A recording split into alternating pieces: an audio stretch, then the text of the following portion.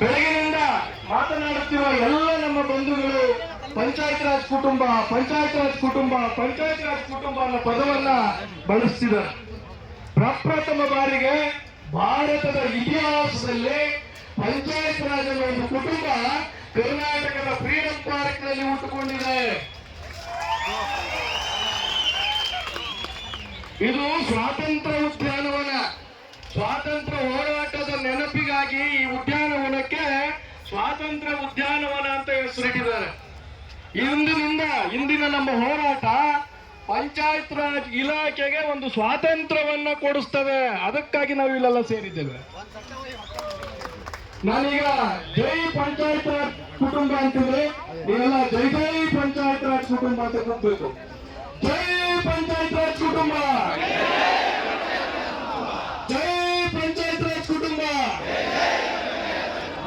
ಜೈ ಪಂಚಾಯತ್ ರಾಜ್ ಕುಟುಂಬ. ನೋಡಿ ಎಷ್ಟು ಶಕ್ತಿಯುತವಾಗಿದೆ ಈ ಧ್ವನಿ. ಬಿಡಿ ಬಿಡಿ ಆದ್ರೆ ಈ ಧ್ವನಿಗೆ ಶಕ್ತಿ ಇರೋದಿಲ್ಲ, ಒಂದಾದಾಗ ಮಾತ್ರ ಸಾಧ್ಯ. ಗೆಳೆಯರೆ, ಪ್ರಪ್ರಥಮ ಬಾರಿಗೆ 11 ವೃಂದ ಸಂಘಗಳು ಮತ್ತು ಜನಪ್ರತಿನಿಧಿಗಳ ಒಕ್ಕೂಟ ಒಂದು ವೇದಿಕೆಗೆ ಬಂದಿದ್ದೆವು. ಎಲ್ಲರನ್ನ ಒಂದುಗೂಡಿಸುವ ಒಂದು ಸಾಹಸ ಇದೆಯಲ್ಲ, ಅದು ಬಹಳ ಸರಳ ಅಲ್ಲ. ಒಂದೇ ಸಂಘಟನೆ ಮಾಡೋದೇ ಬಹಳ ಕಷ್ಟ. ಹಲವಾರು ಮಾತುಗಳು, ಹಲವಾರು ಒಡಕುಗಳು. ಅಂಥದ್ರಲ್ಲಿ ಎಲ್ಲ ಕುಟುಂಬಗಳನ್ನ ಒಂದು ವೇದಿಕೆಗೆ ತರಲಿಕ್ಕೆ ಎಲ್ಲ ಸಂಘಟನೆಗಳ ಅಧ್ಯಕ್ಷರು ಪದಾಧಿಕಾರಿಗಳು ದೊಡ್ಡ ಶ್ರಮವನ್ನ ಹಾಕಿದ್ದಾರೆ. ವ್ಯವಸ್ಥೆ ಒಳಗಡೆ ಸಣ್ಣ ಪುಟ್ಟ ಲೋಪಗಳು ಕಂಡು ಬರ್ಬೋದು, ಆದ್ರೆ ನಾವೆಲ್ಲ ಇಲ್ಲಿ ಹೋರಾಟ ಮಾಡಕ್ ಬಂದಿದ್ದೀವಿ, ಸಮಾವೇಶ ಮಾಡ್ಲಿಕ್ಕೆ ಬಂದಿಲ್ಲ. ಸಮಾವೇಶ ಆಗಿದ್ರೆ ಇಲ್ಲಿ ಯಾರಿಗೆ ಚೇರ್ ಬೇಕು, ಯಾರಿಗೆ ಬ್ಯಾಡ್ಜ್ ಬೇಕು, ಅದು ಬೇಕು, ಇದು ಬೇಕು, ಇವೆಲ್ಲ ಸರಿ. ಇಲ್ಲಿ ನಾವು ಬಂದಿರೋದು ಹೋರಾಟ ಮಾಡ್ಲಿಕ್ಕೆ. ಇಲ್ಲಿ ನಮ್ಗೆ ಬೇಡಿಕೆಗಳ ಈಡೇರಿಸ್ಕೊಳ್ಳೋದು ಬಹಳ ಮುಖ್ಯನ ಹೊರತು ಇಲ್ಲಿ ನಮ್ಮ ಯಾರ ವೈಯಕ್ತಿಕ ಪ್ರತಿಷ್ಠೆಗಳು ಮುಖ್ಯ ಅಲ್ಲ. ಹಾಗಾಗಿ ಎಲ್ಲರೂ ವಿಶಾಲ ದೃಷ್ಟಿಯಿಂದ ನೋಡ್ತಾ ಇವತ್ತೇನು ನಾವು ಜೈ ಪಂಚಾಯತ್ ರಾಜ್ ಕುಟುಂಬ ಅಂತ ಕೂಗಿದ್ವಿ, ಆ ಕುಟುಂಬಸ್ಥರೆಲ್ಲ ಒಂದಾಗಿ ಮುನ್ನೋಡಿಬೇಕಾಗಿದೆ. ಏನಕ್ಕೆ ಮುಂದೋಡಿಬೇಕಾಗಿದೆ ಅನ್ನೋದನ್ನ ಮಾನ್ಯ ಎಲ್ಲ ವೇದಿಕೆ ಮೇಲಿರುವಂತ ಎಲ್ಲ ಸಂಘಟನೆಗಳ ಅಧ್ಯಕ್ಷರೇ, ಪದಾಧಿಕಾರಿಗಳೇ, ರಾಜ್ಯದ ಮೂಲೆ ಮೂಲೆಯಿಂದ ಆಗಿಸಿ ಬರುವಂತ ನನ್ನ ಎಲ್ಲ ಪಂಚಾಯತ್ ರಾಜ್ ಬಂಧುಗಳೇ, ಪಂಚಾಯತ್ ರಾಜ್ ವ್ಯವಸ್ಥೆ ಈ ದೇಶದ ಅಭಿವೃದ್ಧಿಗೆ ಬಹಳ ದೊಡ್ಡ ಕೊಡುಗೆಯನ್ನ ಕೊಡ್ತಾ ಇರುವಂತ ವ್ಯವಸ್ಥೆ. ಗಾಂಧೀಜಿಯವರು ಹೇಳ್ತಾರೆ, ಹಳ್ಳಿಗಳ ಉದ್ಧಾರದಿಂದ ಮಾತ್ರ ಈ ದೇಶಗಳ ಉದ್ಧಾರ ಸಾಧ್ಯ ಅಂತ. ಈ ದೇಶದ ಆತ್ಮ ಹಳ್ಳಿಗಳಲ್ಲಿದೆ ಅಂತ. ಆ ಆತ್ಮವನ್ನ ಸಾಕುವ, ಸಲಹುವ, ಅದಕ್ಕೆ ಬೇಕಾದ ಎಲ್ಲ ಸೌಕರ್ಯಗಳನ್ನ ಒದಗಿಸುವ ದೊಡ್ಡ ಜವಾಬ್ದಾರಿಯನ್ನ ಈ ನನ್ನ ದೊಡ್ಡ ಕುಟುಂಬ ವಹಿಸಿಕೊಂಡಿದೆ. ಆದ್ರೆ ಯಾರು ನಾವು ಗ್ರಾಮೀಣ ಪ್ರದೇಶದ ನನ್ನೆಲ್ಲ ಬಂಧುಗಳಿಗೆ ಸೇವೆ ಒದಗಿಸ್ಬೇಕಾಗಿತ್ತೋ ಅವರೇ ನಾವೇ ಇವತ್ತು ಸಂಕಷ್ಟದಲ್ಲಿದೆ. ನಮ್ಮನ್ನೇ ಯಾರಾದ್ರೂ ಕಾಪಾಡಬೇಕು ಅನ್ನುವಂತ ಪರಿಸ್ಥಿತಿಗೆ ಬಂದು ನಿಲ್ಲಿಸಿದೆ ಇವತ್ತಿನ ಸರ್ಕಾರ. ನೋಡಿ, ಗಾಂಧೀಜಿಯವರು ಹೇಳ್ತಾರೆ, ಏನಕ್ಕೆ ನಾನು ಪಂಚಾಯತ್ ರಾಜ್ ವ್ಯವಸ್ಥೆಯನ್ನ ಈ ದೇಶದಲ್ಲಿ ಜಾರಿಗೆ ತರಬೇಕು ಅಂತ ಬಯಸ್ತೇನೆ ಅಂತಂದ್ರೆ, ಪಂಚಾಯತ್ ರಾಜ್ ವ್ಯವಸ್ಥೆಯ ಮೂಲಕ ಈ ದೇಶದ ಕಟ್ಟ ಕಡೆಯ ಮನುಷ್ಯನನ್ನ ಈ ದೇಶದ ಪ್ರಭುವನ್ನಾಗಿಸುತ್ತೇನೆ ಅಂತ ಮುಂದುವರೆದು ಮೊನ್ನೆ ಜವಾಹರ್ಲಾಲ್ ನೆಹರೂರವರು ಹೇಳ್ತಾರೆ, 1959 ಅಕ್ಟೋಬರ್ 2ನೇ ತಾರೀಕು ನಾಗೂರ್, ರಾಜಸ್ಥಾನದ ನಾಗೂರ್ನಲ್ಲಿ ಮೊದಲನೇ ಪಂಚಾಯಿತಿಯನ್ನು ಅವರು ಉದ್ಘಾಟನೆ ಮಾಡ್ತಾರೆ ಸ್ವತಂತ್ರ ಭಾರತದಲ್ಲಿ. ಅವತ್ತು ಒಂದು ಉತ್ತಮವಾದ ಮಾತನ್ನು ಹೇಳ್ತಾರೆ ಅವರು, ನಾನು ಇವತ್ತು ದೇಶದ ಮೊದಲನೆಯ ಪಂಚಾಯಿತಿಯನ್ನು ಉದ್ಘಾಟನೆ ಮಾಡೋದ್ರ ಮೂಲಕ ಈ ದೇಶದ ಪ್ರಜಾಪ್ರಭುತ್ವ ವ್ಯವಸ್ಥೆಗೆ ಸುಭದ್ರವಾದ ಅಡಿಗಲ್ಲನ್ನ ಹಾಕ್ತಾ ಇದ್ದೇನೆ ಅಂತ ಮುಂದುವರೆದು ಮೊನ್ನೆ ರಾಜೀವ್ ಗಾಂಧಿ ಅವರು ಏನು ಈ ಪಂಚಾಯತ್ ರಾಜ್ ಸಂಸ್ಥೆಗಳನ್ನ ಸಂವಿಧಾನಬದ್ಧಗೊಳಿಸಬೇಕು ಅಂತ ಹೇಳಿ 64ನೇ ತಿದ್ದುಪಡಿಯ ಮೂಲಕ ಒಂದು ಪ್ರಯತ್ನ ಪಟ್ಟರು. ಆ ತಿದ್ದುಪಡಿಯ ವಿಧೇಯಕವನ್ನ ವಿಧಾನ ಸಭೆಯೊಳಗೆ ಸಂಸತ್ನಲ್ಲಿ ಮಂಡಿಸುವಾಗ ಒಂದು ಮಾತು ಹೇಳ್ತಾರೆ, ನಾನು ಈ ವಿಧೇಯಕದ ಮೂಲಕ ಈ ಕಾನೂನನ್ನ ಜಾರಿಗೊಳಿಸೋದ್ರ ಮೂಲಕ ಪಂಚಾಯತ್ ರಾಜ್ ಸಂಸ್ಥೆಗಳನ್ನ ಸಂವಿಧಾನಬದ್ಧಗೊಳಿಸೋದ್ರ ಮೂಲಕ ಏನು ಗಾಂಧಿ ಮತ್ತು ನೆಹರೂರವರು ಕಂಡಿದ್ದಂತ ಪ್ರಜಾಪ್ರಭುತ್ವದ ಸಬಲೀಕರಣ ಇದೆ ಅದನ್ನು ನನಸು ಮಾಡ್ತಾ ಇದ್ದೇನೆ ಅಂತ ಹೇಳಿ ಮುಂದುವರೆದವರು ಹೇಳ್ತಾರೆ. ಈ ವ್ಯವಸ್ಥೆ ಮೂಲಕ ಏನು ಬಾಬಾ ಸಾಹೇಬ್ ಅಂಬೇಡ್ಕರ್ ಅವರು ಈ ದೇಶದ ಎಲ್ಲ ಜಾತಿ ಜನಾಂಗಗಳಿಗೆ ರಾಜಕೀಯ ಅಧಿಕಾರ ಸಿಗಬೇಕು, ಎಲ್ಲ ಜಾತಿ ಜನಾಂಗಗಳು ಈ ದೇಶದ ಆಡಳಿತದಲ್ಲಿ ಪಾಲುದಾರರಾಗಬೇಕು ಅಂತ ಬಯಸಿದ್ರು. ಅದನ್ನ ಸಂವಿಧಾನದ ತಿದ್ದುಪಡಿಯ ಮೂಲಕ ನಾನು ಸಾಕಾರಗೊಳಿಸ್ತಾ ಇದ್ದೇನೆ ಅಂತ ಹೇಳಿ. ಹಾಗೆ ಮುಂದೆ ಯೋಜನೆಗಳನ್ನು ರೂಪಿಸೋದ್ರ ಬಗ್ಗೆ ಹೇಳ್ತಾರೆ ಅವರು. ಪಂಚಾಯತ್ ರಾಜ್ ವ್ಯವಸ್ಥೆ ಮೂಲಕ ಗ್ರಾಮೀಣ ಪ್ರದೇಶದಲ್ಲಿ ಯೋಜನೆ ರೂಪಿಸುವ, ಗ್ರಾಮೀಣ ಪ್ರದೇಶದ ಅಭಿವೃದ್ಧಿಯ ಚಿಂತನೆಯನ್ನು ಮಾಡುವ ಅಧಿಕಾರವನ್ನು ನಾನು ಜನರ ಕೈಗೆ ಕೊಡ್ತಾ ಇದ್ದೇನೆ. ಯಾವುದೇ ಒಬ್ಬ ಅಧಿಕಾರಿ ಈ ದೇಶದ ಜನರಿಗೆ ಒಳ್ಳೆಯದಾಗುತ್ತೆ ಅಂತ ಹೇಳಿ ತಾನು ಕಲ್ಪಿಸಿಕೊಂಡು ರೂಪಿಸಿದ ಯೋಜನೆಯಲ್ಲ, ಅದು ಜನರು ತಾವೇ ಕೂತು ತಮ್ಮೂರಿಗೆ ಬೇಕಾದಂತ ಯೋಜನೆಯನ್ನು ಏನ್ ರೂಪಿಸ್ಕೋತಾರೆ ಅದು ನಿಜವಾದ ಯೋಜನೆ ಅಂತ. 73ನೇ ತಿದ್ದುಪಡಿ ಪಿ ವಿ ನರಸಿಂಹರಾವ್ ಅವರು ಜಾರಿಗೆ ತರ್ತಾರೆ. 64ನೇ ತಿದ್ದುಪಡಿ ರಾಜೀವ್ ಗಾಂಧಿ ಇದ್ದಾಗ ಅದು ಸಾಕಾರ ಆಗೋದಿಲ್ಲ. ಒಂದು ಓಟ್ನಲ್ಲಿ ರಾಜ್ಯಸಭೆಯಲ್ಲಿ ಬಿದ್ದೋಗುತ್ತೆ. ಅವಾಗ ಅವರು ಕಣ್ಣೀರು ಹಾಕ್ತಾರೆ. ರಾಜ್ಯಸಭೆ ಒಳಗಡೆ ಈ ದೇಶದ ಪ್ರಧಾನಿ ಒಬ್ಬ ಕಣ್ಣೀರು ಹಾಕ್ತಾನೆ. ಈ ದೇಶದ ಕಟ್ಟಕಡೆಯ ಮನುಷ್ಯನಿಗೆ ನಾನು ರಾಜಕೀಯ ಅಧಿಕಾರ ಕೊಡಿಸ್ಲಿಕ್ಕೆ ಸಾಧ್ಯ ಆಗ್ಲಿಲ್ಲ ಅಂತ ಹೇಳಿ ಕಣ್ಣೀರು ಹಾಕ್ತಾರೆ. ಮುಂದೆ 73ನೇ ತಿದ್ದುಪಡಿ 93ನೇ ಇಸ್ವಿ ಜಾರಿ ಆದಾಗ ಇಡೀ ದೇಶದಲ್ಲಿ ಪ್ರಪ್ರಥಮ ಬಾರಿಗೆ ಎಲ್ಲ 29 ವಿಷಯಗಳನ್ನ ಪಂಚಾಯತ್ ರಾಜ್ ವ್ಯವಸ್ಥೆಗೆ ವರ್ಗಾವಣೆ ಮಾಡಿದಂತ ಯಾವ್ದಾದ್ರು ರಾಜ್ಯ ಇದ್ರೆ ಅದು ಕರ್ನಾಟಕ ರಾಜ್ಯ. ಅಂದಿನ ಮುಖ್ಯಮಂತ್ರಿಗಳಾದಂಥ ವೀರಪ್ಪ ಮೊಯ್ಲಿ ಅವರು ಮಾನ್ಯ ಗೋರ್ಪಡೆ ಅವರ ನೇತೃತ್ವದಲ್ಲಿ ಕೆಲಸ ಮಾಡಿದ್ದಾರೆ. ಮುಂದೆ 2016ರಲ್ಲಿ ಇವತ್ತಿನ ಗೌರವಾನ್ವಿತ ಸಿದ್ದರಾಮಯ್ಯನವರ ನೇತೃತ್ವದ ಸರ್ಕಾರ ಇತ್ತು.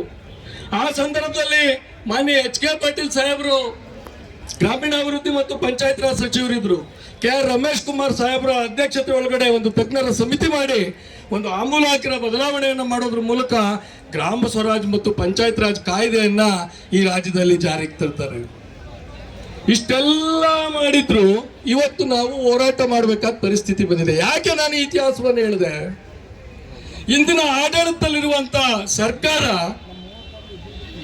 ಕಾಂಗ್ರೆಸ್ ಪಕ್ಷದ ನೇತೃತ್ವದ ಸರ್ಕಾರ ಈ ಎಲ್ಲ ಘಟನೆಗಳನ್ನ ಸಾಕ್ಷೀಕರಣ ಮಾಡಿದೆ. ಅಂದ್ರೆ ಪಂಚಾಯತ್ ರಾಜ್ ವ್ಯವಸ್ಥೆ ವಾರಸ್ದಾರ ಯಾರು ಇದ್ರೆ ಅದು ನಾವು ಕಾಂಗ್ರೆಸ್ ಪಕ್ಷದವರು ಅಂತ ಹೇಳಿ ಜೋರಾಗಿ ಘೋಷಣೆಯನ್ನು ಕೂಗುವ ಕಾಂಗ್ರೆಸ್ ಸರ್ಕಾರ ದುರಂತ ತಾನು ರೂಪಿಸಿದ ಕಾಯ್ದೆಯನ್ನು ಅನುಷ್ಠಾನ ಮಾಡೋದ್ರಲ್ಲಿ ಸಂಪೂರ್ಣ ವಿಫಲ ಆಗಿದೆ. ಇವತ್ತು ಪಂಚಾಯಿತಿಗಳು ಏನು ಸ್ಥಳೀಯ ಸ್ವಯಂ ಸರ್ಕಾರಗಳಾಗಿ ಕಾರ್ಯನಿರ್ವಹಿಸಬೇಕಾಗಿತ್ತು, ಹಾಗೆ ಸ್ಥಳೀಯ ಸ್ವಯಂ ಸರ್ಕಾರಗಳಾಗಿ ಕಾರ್ಯನಿರ್ವಹಿಸ್ತಾ ಇಲ್ಲ. ನನ್ನ ಗ್ರಾಮ ಪಂಚಾಯತಿ ಸದಸ್ಯ ಬಂಧುಗಳು ಹೇಳಬೇಕು, ಇವತ್ತು ನಿಮ್ಗೇನು ಅಧಿಕಾರ ಉಳಿಸಿದ್ದಾರೆ? ಮೊನ್ನೆ ನಮ್ಮ PDO ಸಂಘದ ಉಡುಪಿ ಅಧ್ಯಕ್ಷರು ಹೇಳ್ತಿದ್ರು, ನಮ್ಮ ಪಂಚಾಯತಿ ಸದಸ್ಯರು ಅಧ್ಯಕ್ಷರನ್ನ ನಾವು ಟೀ ಕಾಫಿ ಕುಡಿಯೋಕೆ ಇಟ್ಕೊಂಡ್ಬಿಟ್ಟಿದ್ದೀವಿ, ಅವ್ರಿಗೇನು ಜವಾಬ್ದಾರಿನೇ ಇಲ್ಲ. ಎಲ್ಲ ಮೇಲಿಂದ ಆದೇಶ ಬರ್ತದೆ, ಸುತ್ತೋಲೆ ಬರ್ತದೆ, ಅದನ್ನು ಖರ್ಚು ಮಾಡಿ ಲೆಕ್ಕ ಕೊಡುವಂತ ಪರಿಸ್ಥಿತಿ ನಮ್ಮ ತಂದು ನಿಲ್ಲಿಸಿದ್ದಾರೆ. ಹಾಗಾದ್ರೆ ಬರೀ ಸದಸ್ಯರು ಮಾತ್ರ ಸಮಸ್ಯೆಲಿದಾರ? ಇಲ್ಲ. ಒಂದು ಕುಟುಂಬ ಅಂತಂದ್ರೆ ಆಡಳಿತ ಮಾಡುವಂತ ಜನಪ್ರತಿನಿಧಿಗಳು, ಅವರಿಗೆ ಎಲ್ಲ ರೀತಿಯ ಮಾರ್ಗದರ್ಶನ ಮಾಡುವಂತ ಅಧಿಕಾರಿ ವರ್ಗ, ನಮ್ಮ ಜೊತೆ ಸಹಕರಿಸುವಂತ ನೌಕರ ವರ್ಗ, ನಾವು ಮಾಡಿದ ತೀರ್ಮಾನಗಳನ್ನ ಜನರಿಗೆ 24x7 ಎಷ್ಟೆಲ್ಲ ಸಮಸ್ಯೆಗಳ ಬಗ್ಗೆ ಜನರಿಗೆ ತಲುಪಿಸುವಂತ ವರ್ಗ ಯಾವ್ದಾರ ಇದ್ರೆ ಅದು ಪಂಚನೌಕರರ ವರ್ಗ. ಆ ನೌಕರ ವರ್ಗ ಇವತ್ತು ಸಂಕಷ್ಟದಲ್ಲಿದೆ. ನಾವು ಮಾತಾಡ್ತಾ ಹೇಳಿದ್ವಿ, ನಾವೆಲ್ಲ ಒಂದು ಕುಟುಂಬಕ್ಕೆ ಸೇರಿದವರು ಅಂತ. ಯಾವುದೇ ಒಂದು ಕುಟುಂಬ ಸಂತೋಷವಾಗಿರ್ಬೇಕು, ಆರೋಗ್ಯಪೂರ್ಣವಾಗಿರ್ಬೇಕು, ಚೆನ್ನಾಗಿ ಬೆಳಿಬೇಕು ಅಂತಂದ್ರೆ ಕುಟುಂಬದ ಪ್ರತಿಯೊಬ್ಬ ಸದಸ್ಯ ಆರೋಗ್ಯವಾಗಿರ್ಬೇಕು, ಚೆನ್ನಾಗಿರ್ಬೇಕು, ನೆಮ್ಮದಿಯಿಂದ ಇರಬೇಕು. ಈ ಕುಟುಂಬದಲ್ಲಿರುವಂತ ಯಾವುದೇ ಒಬ್ಬ ಸದಸ್ಯನಿಗೆ ಅನಾರೋಗ್ಯ ಪೀಡಿತನಾದ್ರೆ ಇಡೀ ಆ ಕುಟುಂಬ ಚೆನ್ನಾಗಿರ್ಲಿಕ್ಕೆ ಸಾಧ್ಯನೇ ಇಲ್ಲ. ಮನೇಲಿ ಒಬ್ರು ಕಾಯಿಲೆ ಅವ್ರು ಇದ್ಬಿಟ್ರೆ ಆ ಕುಟುಂಬ ತನ್ನೆಲ್ಲ ಶ್ರಮವನ್ನ ಆ ಕಾಯಿಲೆ ಇರೋನ್ ಮೇಲೆ ಹಾಕ್ಬೇಕಾಗ್ತದೆ. ಹಂಗಾಗಿ ಇಡೀ ಕುಟುಂಬದ ಬೆಳವಣಿಗೆ ನಿಂತೋಗ್ತದೆ. ಹಾಗೆ ಇವತ್ತು ನಮ್ಮ ಕುಟುಂಬದಲ್ಲಿರುವಂತ ಎಲ್ಲರೂ ಸಮಸ್ಯೆಲಿದ್ದೇವೆ. ಏನು ಕಾಯ್ದೆ ಆಡಳಿತ ಮಾಡುವ ಅಧ್ಯಕ್ಷರು, ಉಪಾಧ್ಯಕ್ಷರು, ಸದಸ್ಯರುಗಳಿಗೆ ಅಧಿಕಾರವನ್ನ ಕೊಡಬೇಕು ಅಂತ ಕೊಟ್ಟಿತ್ತು, ಅದನ್ನ ಇವತ್ತು ಅನುಷ್ಠಾನ ಮಾಡಲಿಕ್ಕೆ, ಅದನ್ನ ಚಲಾಯಿಸಲಿಕ್ಕೆ ಇವತ್ತು ಪಂಚಾಯತಿ ಅಧ್ಯಕ್ಷರು, ಉಪಾಧ್ಯಕ್ಷರು, ಸದಸ್ಯರುಗಳಿಗೆ ಅವಕಾಶವಿಲ್ಲ. ಎಲ್ಲವನ್ನ ಬೆಂಗಳೂರಿನ ಕೇಂದ್ರ ಸ್ಥಾನದಿಂದ ಸುತ್ತೋಲೆಗಳನ್ನು ಕಳಿಸೋದ್ರ ಮೂಲಕ ನಮ್ಮ ಕೈಗಳನ್ನ ಕಟ್ಟಾಕಿ ನಮ್ಮನ್ನ ಸುಮ್ಮನೆ ಕೂರಿಸಲಾಗಿದೆ. ಇನ್ನು ನಮ್ಮೆಲ್ಲ ಅಧಿಕಾರಿ ವರ್ಗ ಇವತ್ತು ಮಾಧ್ಯಮದವರು ನಮ್ಮ ರಾಜ್ಯಾಧ್ಯಕ್ಷರನ್ನ ಕೇಳ್ತಿದ್ರು, ಗ್ರೂಪ್ ಬಿ ಮಾಡಬೇಕು ಅಂತ. ಏನಕ್ಕೆ ನಿಮಗೆ ಗ್ರೂಪ್ ಬಿ ಮಾಡಬೇಕು ಅಂತ? ನಾನು ಯಾವಾಗಲೂ ಒಂದು ಮಾತು ಹೇಳ್ತಿರ್ತೀನಿ, ನಾವು ಪಂಚಾಯತಿ ಅಂತ ಕರ್ಕೋಬಾರ್ದು, ಇನ್ಮೇಲೆ ಗ್ರಾಮ ಸರ್ಕಾರ ಅಂತ ಕರ್ಕೋಬೇಕು. ಯಾಕೆಂದ್ರೆ ನಮ್ದೊಂದು ಸ್ವತಂತ್ರ ಸರ್ಕಾರ. ನಾವು ರಾಜ್ಯದ 6,000 ಗ್ರಾಮ ಸರ್ಕಾರದ ಮುಖ್ಯಮಂತ್ರಿಗಳು, ಉಪಮುಖ್ಯಮಂತ್ರಿಗಳು, ಮಾನ್ಯ ಶಾಸಕರುಗಳು, ಮುಖ್ಯ ಕಾರ್ಯದರ್ಶಿಗಳು, ಮಾನ್ಯ ಅಪರ ಮುಖ್ಯ ಕಾರ್ಯದರ್ಶಿಗಳು, ಮುಖ್ಯ ಲೆಕ್ಕಾಧಿಕಾರಿಗಳು, ಎಲ್ಲ ಅಧಿಕಾರಿ ವರ್ಗ ಇವತ್ತು ಇಲ್ಲಿ ಉಪಸ್ಥಿತರಿದ್ದೇವೆ. ಆದರೆ ನಾವು ನಮ್ಮನ್ನೇನು ತಿಳ್ಕೊಂಡ್ಬಿಟ್ಟಿದ್ದೀವಿ, ಸರ್ಕಾರದ ಕೈ ಕೆಳಗೆ ಕೆಲಸ ಮಾಡುವಂಥ ನೌಕರರು ಅಂತ. ಸದಸ್ಯರಿಂದ ಹಿಡಿದು ಎಲ್ಲರೂ ನಾವು ರಾಜ್ಯ ಸರ್ಕಾರದ ನೌಕರರು ಅಂತ ತಿಳ್ಕೊಂಡಿದ್ದೀವಿ. ಕಾನೂನು ಭಾಳ ಸ್ಪಷ್ಟವಾಗಿ ಹೇಳುತ್ತೆ, ನಾವು ಯಾರು ಸರ್ಕಾರದ ಲೋಗೋ ಬಳಸಂಗೇ ಇಲ್ಲ. ರಾಜ್ಯ ಸರ್ಕಾರದ ಲೋಗೋ ಇದೆಯಲ್ಲ, ಅದನ್ನು ನಾವು ಯಾರೂ ಬಳಸಂಗಿಲ್ಲ ಪಂಚಾಯತಿಗಳಲ್ಲಿ. ಯಾಕೆ? ನಾವು ರಾಜ್ಯ ಸರ್ಕಾರದ ಭಾಗ ಅಲ್ಲ, ನಮ್ಮದೇ ಒಂದು ಸ್ವತಂತ್ರ ಸರ್ಕಾರ. ಆದರೂ ನಾವು ಯಾರು ಸರ್ಕಾರ ಅಂತ ತಿಳ್ಕೊಂಡೇ ಇಲ್ಲ. ನಮ್ಮ ಮೇಲಿಂದ ಏನು ಹೇಳ್ತೀವಿ ಅದನ್ನು ಕೇಳ್ತಾ ಇದ್ದೀವಿ. ಅವರು ನಮ್ಮನ್ನು ಅದನ್ನು ಬಳಸ್ಕೊಂಡು ಹೆಂಗೂ ಕೇಳ್ತಾರೆ ಇವರು ಅಂತ ಹೇಳಿ ನಮ್ಮನ್ನು ಮಟ್ಟ ಹಾಕುವ ಕೆಲಸವನ್ನು ನಿರಂತರವಾಗಿ ಮಾಡ್ಕೊಂಡು ಬರ್ತಿದ್ದಾರೆ. ನಾನು ಕೆಳಗಿನಿಂದ ಶುರು ಮಾಡ್ತೀನಿ. ನಮ್ಮ ಜೊತೆ ಇರುವಂಥ ಪಂಚನೌಕರರ ಸಮಸ್ಯೆಯೊಂದಿಗೆ ಪ್ರಾರಂಭ ಮಾಡ್ತೇನೆ. ಇವತ್ತು ನೋಡಿ, ನಮ್ಮ ಪಂಚನೌಕರರಿಗೆ ಸೇವಾ ಭದ್ರತೆ ಇಲ್ಲ. ಅವರಿಗೆ ಪ್ರಮೋಷನ್ ಏನಾಗುತ್ತೆ ಗೊತ್ತಿಲ್ಲ. ಅವರಿಗೆ ಬೇಕಾದಂಥ ಸೇವಾ ಹಿರಿತನದ ಕಾನೂನುಗಳನ್ನು ರೂಪಿಸಲಿಲ್ಲ. ಅವರಿಗೆ ಬೇಕಾದಂಥ ಯಾವುದೇ ಒಂದು ಸುರಕ್ಷತೆ ವ್ಯವಸ್ಥೆಯನ್ನು ಸರ್ಕಾರ ಮಾಡಲಿಲ್ಲ. ಈಗಾಗಲೇ ಒಂದು ಹೊಸ ವರ್ಗವನ್ನು ನಮ್ಮ ಜೊತೆ ತಗೊಂಡ್ಬರ್ತಾ ಇದೆ. ಯಾವುದು? ಕಳೆದ 30 ವರ್ಷಗಳಿಂದ ಈ ರಾಜ್ಯದ ಗ್ರಾಮೀಣ ಪ್ರದೇಶದ ಜನರ ಸೇವೆಯನ್ನು ಮಾಡುತ್ತಿರುವಂತ ಏನು ನೌಕರ ವರ್ಗವನ್ನು ಕಡೆಗಣಿಸಿ ಇವತ್ತು ಇತ್ತೀಚೆಗೆ ಇನ್ನು ನಮ್ಮ ಇಲಾಖೆಗೆ ಅವರು ವರ್ಗಾವಣೆ ಆಗಿಲ್ಲ. ಅವರು ಕೇಸ್ ಹಾಕೊಂಡವ್ರೆ. ರಾಜ್ಯದ ಹೈಕೋರ್ಟ್ ಅಲ್ಲಿ ಕೇಸ್ ಇದೆ. ನಾವು ಗ್ರಂಥಾಲಯ ಇಲಾಖೆಯಿಂದ ಪಂಚಾಯತ್ ರಾಜ್ ಇಲಾಖೆಗೆ ವರ್ಗಾವಣೆ ಆಗೋದಕ್ಕೆ ಒಪ್ಪೋದಿಲ್ಲ ಅಂತ ಹೇಳಿ ರಿಟ್ ಪಿಟಿಷನ್ ಹಾಕೊಂಡವ್ರೆ. ವರ್ಗಾವಣೆ ಆದೇಶದಲ್ಲಿ ಬಹಳ ಸ್ಪಷ್ಟವಾಗಿದೆ. ಕರ್ನಾಟಕ ರಾಜ್ಯದ ಉಚ್ಚ ನ್ಯಾಯಾಲಯದ ಅಂತಿಮ ಆದೇಶಕ್ಕೆ ಒಳಪಟ್ಟು ಇವರನ್ನು ವರ್ಗಾಯಿಸ್ತಿದ್ದೇವೆ ಅಂತ ಹೇಳಿ. ಮೊನ್ನೆ ಇನ್ನೂ ನಮ್ಮ ಹತ್ರ ಇನ್ನೂ ಪರಿಪೂರ್ಣವಾಗಿ ನಮಗೆ ಸೇರೇ ಇಲ್ಲ. ಅವರನ್ನ ನೀವು ಪ್ಯಾಲೇಸ್ ಗ್ರೌಂಡ್ಸಿಗೆ ನೀವೇ ಬಸ್ ಮಾಡ್ತೀರಾ, ನೀವೇ ಕರ್ಕೊಂಬತ್ತೀರಾ, ನೀವೇ ಸನ್ಮಾನ ಮಾಡ್ತೀರಾ. ಯಾರು ಅವರಿಗೆ ಶಿಸ್ತು ಪ್ರಾಧಿಕಾರ ಆಗಬೇಕಾಗಿತ್ತು? ಯಾರು ಅವರಿಗೆ ಶಿಸ್ತು ಪ್ರಾಧಿಕಾರ ಆಗಿ ಅವರು ಮೇಲುಸ್ತುವಾರಿ ಮಾಡಬೇಕು? ನಮ್ಮ ಅಧಿಕಾರಿ ಬಂಧುಗಳಾದಂಥ PDO ಅವರನ್ನ ಸಂಪೂರ್ಣವಾಗಿ ಅವ್ರ ಕೇರ್ ಟೇಕರ್ಸ್ ಆಗಿ ಬಸ್ಸಲ್ಲಿ ಅವ್ರನ್ನ ಕುಂಡ್ರಿಸ್ಕೊಂಡು, ತಿಂಡಿ ಕೊಡಿಸ್ಕೊಂಡು, ಊಟ ಕೊಡಿಸ್ಕೊಂಡು, ಸಮಾವೇಶಕ್ಕೆ ಕರ್ಕೊಂಡ್ಬಂದು ಅವ್ರನ್ನ ಕುಂಡ್ರಿಸಿ ವಾಪಸ್ಸು ಮನೆ ತಲುಪಿಸೋ ಸ್ಥಿತಿಗೆ ತಂದು ನಿಂತಿರಲ್ಲ ನೀವು. ಏನಕ್ಕೆ ಅವ್ರಿಗೆ ವಿಶೇಷವಾದ ಸ್ಥಾನಮಾನ ಕೊಡ್ತಿದ್ದೀರಿ ನೀವು? ನಾವು ಕಳೆದ 30 ವರ್ಷದಿಂದ ಸೇವೆ ಮಾಡ್ತಿದ್ದೀವಲ್ಲ, ನಾವು ನಿಮಗೆ ಕಣ್ಣಿಗೆ ಕಾಣಲಿಲ್ವಾ? ಯಾಕೆ ನಮ್ಮ ಸಮಾವೇಶವನ್ನು ನೀವು ಮಾಡಲಿಲ್ಲ? ಈ ಪ್ರಶ್ನೆ ನಾವು ಕೇಳಲಿಲ್ಲ. ಯಾಕೆ ಅವರ ಓಲೈಕೆ ಮಾಡ್ತಿದ್ದೀರಿ ನೀವು? ಇದು ನಮ್ಮ ಪಂಚನೌಕರಿಗೆ ಮಾಡಿದ ಅವಮಾನ, ನಮ್ಮ PDOಗಳಿಗೆ ಮಾಡಿದ ಅವಮಾನ. ಅದಕ್ಕೆ ಖರ್ಚು ವೆಚ್ಚಗಳನ್ನು ಪಂಚಾಯತಿ ಕೊಡಿ ಅಂತ ಹೇಳ್ತೀರಾ. ಅವ್ರು ನಮ್ಮ ನೌಕರರೇ ಅಲ್ಲ, ನಾವ್ಯಾಕೆ ಕೊಡಬೇಕು? ನೋಡಿ ಹೇಗೆ ರಾಜ್ಯ ಸರ್ಕಾರ ಕಾನೂನನ್ನು ಬಿಟ್ಟು, ಸಂವಿಧಾನವನ್ನು ಬಿಟ್ಟು ಕೆಲಸ ಮಾಡ್ತಿದೆ ಅಂತ ಹೇಳಿ. ಮುಂದೆ ಇವತ್ತು ಬಹಳ ಗೊಂದಲಗಳನ್ನ ಅಧಿಕಾರಿ ವರ್ಗದಲ್ಲಿ ಇಟ್ಟಿದ್ದಾರೆ. ಆ ವಿಷಯಕ್ಕೆ ನಾನು ಸಂಪೂರ್ಣವಾಗಿ ಹೋಗೋದಿಲ್ಲ, ಯಾಕಂದ್ರೆ ಅವರು ಮಾತಾಡುವ ಸಂದರ್ಭದಲ್ಲಿ ಅದನ್ನು ಮಾತಾಡ್ಲಿ. ಯಾಕಂದ್ರೆ ನನಗಿನ್ನ ಕಷ್ಟ ಯಾರು ಆ ನೋವನ್ನು ಅನುಭವಿಸಿರ್ತಾರೆ ಅವ್ರಿಗೆ ಆ ಕಷ್ಟದ ಅರಿವು ಜಾಸ್ತಿ ಇರ್ತದೆ. ಹಾಗಾಗಿ ಆಯಾ ಪದಾಧಿಕಾರಿಗಳು ಮಾಡುವ ಸಂದರ್ಭದಲ್ಲಿ ಆಯಾ ನೌಕರ ವರ್ಗದ ಸಂಕಷ್ಟಗಳನ್ನು ಅವರು ಹೇಳ್ತಾರೆ. ನಾನು ಒಟ್ಟಾರೆ ಪಂಚಾಯತ್ ರಾಜ್ ವ್ಯವಸ್ಥೆ ಬಗ್ಗೆ ಮಾನ್ಯ ನಾರಾಯಣ ಸ್ವಾಮಿ ಸರು ವಿಧಾನ ಪರಿಷತ್ತಿನ ವಿರೋಧ ಪಕ್ಷದ ನಾಯಕರು, ಬಹಳ ದೊಡ್ಡ ಗಟ್ಟಿ ಧ್ವನಿ, ಅವರು ಇವತ್ತು ನಮಗೆ ಬೆಂಬಲವನ್ನ ಸೂಚಿಸಿ ಆಗಮಿಸಿದ್ದಾರೆ. ಎಲ್ಲರೂ ಜೋರಾಗಿ ಚಪ್ಪಾಳೆ ಕೊಟ್ಟೋದ್ರ ಮೂಲಕ ಅವರನ್ನಿಗೆ ಸ್ವಾಗತಿಸಬೇಕು ಅಂತ ಕೇಳ್ಕೊಳ್ತೇನೆ. ನಾನು ವಿರೋಧ ಪಕ್ಷದ ನಾಯಕರ ಗಮನಕ್ಕೆ ತರಲಿಕ್ಕೆ ಬಯಸ್ತೇನೆ. ತಾವು ವಿಧಾನ ಪರಿಷತ್ನಲ್ಲಿ ಇದ್ರಿ, ಅವಾಗ ಅನೇಕ ನಮ್ಮ ಸ್ಥಳೀಯ ಸರ್ಕಾರಗಳಿಂದ ಆಯ್ಕೆ ಆಗಿರುವಂತಹ ವಿಧಾನ ಪರಿಷತ್ ಸದಸ್ಯರು ಮಾನ್ಯ ಗ್ರಾಮೀಣಾಭಿವೃದ್ಧಿ ಮತ್ತು ಪಂಚಾಯತ್ ರಾಜ್ ಸಚಿವರಿಗೆ ಪ್ರಶ್ನೆ ಕೇಳ್ತಾರೆ. ನೀವು ಪಂಚಾಯತ್ ರಾಜ್ ಸಂಸ್ಥೆಗಳನ್ನ ಸ್ಥಳೀಯ ಗ್ರಾಮ ಸರ್ಕಾರಗಳನ್ನಾಗ್ಲಿ ಮಾಡಲಿಕ್ಕೆ ಏನೆಲ್ಲ ಕ್ರಮಗಳನ್ನು ನೀವು ಕಂಡುಕೊಂಡಿದ್ದೀರಿ, ಏನೆಲ್ಲ ಕ್ರಮಗಳನ್ನು ನೀವು ತೆಗೆದುಕೊಂಡಿದ್ದೀರಿ, ವಿವರಣೆ ಮಾಡಿ ಅಂತ ಹೇಳಿ ವಿಧಾನ ಪರಿಷತ್ತಿನ ಆ ಪವಿತ್ರ ಸ್ಥಳದಲ್ಲಿ ನಿಂತು ಮಾನ್ಯ ಗ್ರಾಮೀಣಾಭಿವೃದ್ಧಿ ಮತ್ತು ಪಂಚಾಯತ್ ರಾಜ್ ಸಚಿವರು ಒಪ್ಕೋತಾರೆ. 73ನೇ ತಿದ್ದುಪಡಿ ಮತ್ತು ಆ ತಿದ್ದುಪಡಿಯ ಅಡಿಯಲ್ಲಿ ಏನು ನಾವು ರಚನೆ ಮಾಡಿದೀವಿ ಕರ್ನಾಟಕ ಗ್ರಾಮ ಸ್ವರಾಜ್ ಮತ್ತು ಪಂಚಾಯತ್ ರಾಜ್ ಕಾಯ್ದೆ, ಅದು ನನ್ನ ಇಲಾಖೆಗೆ ಅರ್ಥ ಆಗಿಲ್ಲ. ಅಂದ್ರೆ ನಿಮ್ಗೆ ಇಲಾಖೆಗೆ ಕಾಯ್ದೆ ಅರ್ಥ ಆಗಿಲ್ಲ, ಕಾನೂನು ಅರ್ಥ ಆಗಿಲ್ಲ ಅಂದ್ರೆ ಮತ್ತೆ ಇಲಾಖೆ ಹೆಂಗೆ ನಡೆಸ್ತಿದ್ದೀರಿ? ಉತ್ತರ ಹೇಳ್ಬೇಕಲ್ಲ ನೀವು. ನಿಮ್ಗೆ ಅರ್ಥನೇ ಆಗಿಲ್ಲ ಅಂದ್ರೆ ಇಲಾಖೆ ಹೆಂಗೆ ನಡೆಸ್ತಿದ್ದೀರಿ? ನೋಡಿ, ಇದು ಈ ರಾಜ್ಯದ ಇವತ್ತಿನ ಪರಿಸ್ಥಿತಿ.